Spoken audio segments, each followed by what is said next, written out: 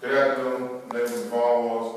I'm here to tell you about James Inormative. James Inormative was the first black to attend the University of Ole Miss. He graduated with a bachelor's degree in political science. He organized the March Against Fear on Route 51 from Memphis, Tennessee to Jackson, Mississippi. The journey to success was a life struggle for Murder. He was born June 25th, 1933. His birthplace was Kazaki, Mississippi, on a small farm. He was one of the 7th of Cap's murders, 13 children with Cap's second wife, Roxy. The family was lacking in running water, but they were self-sufficient. James Inormative moved to St. Petersburg, Florida, where he lived with an aunt. He graduated from high school in 1951. Due to lack of money for college, he joined the U.S. Air Force. After 9 years of the Air Force, he returned to Mississippi and returned to Jackson University. The fiercely independent, intelligent James Inormative was a great icon of the civil rights movement. He attacked the system of segregation that limited the amount of opportunities upon the African Americans.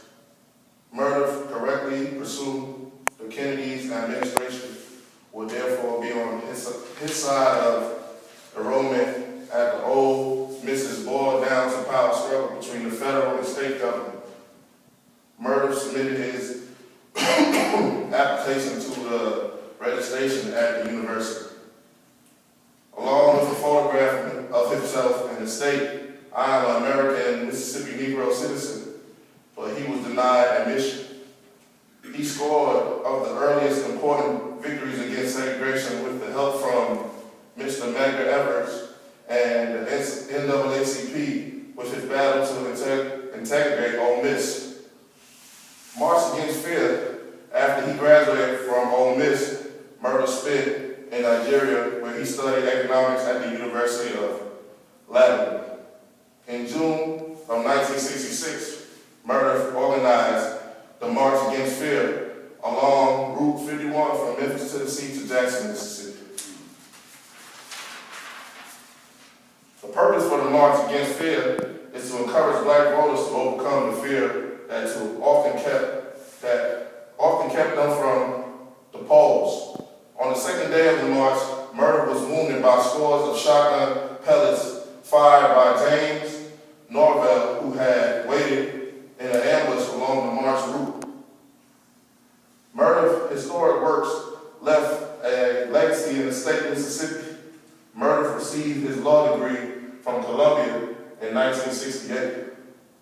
Inormative's success started with the film The Ghost of Mississippi was realized in 1977.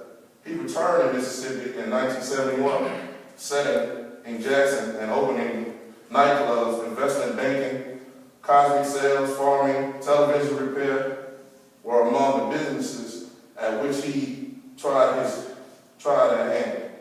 He also started his own church, the Reunification Under God Church, who sought, among other things, to teach African Americans to grow their own food. As I come to my conclusion, James Inormative was the first black to attend the University of Mississippi after a ruling by the federal courts that he could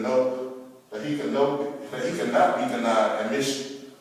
Him now as a Columbia University law student, a few compassions began and walked from Memphis, Tennessee to Jackson, Mississippi to encourage African Americans to register and vote.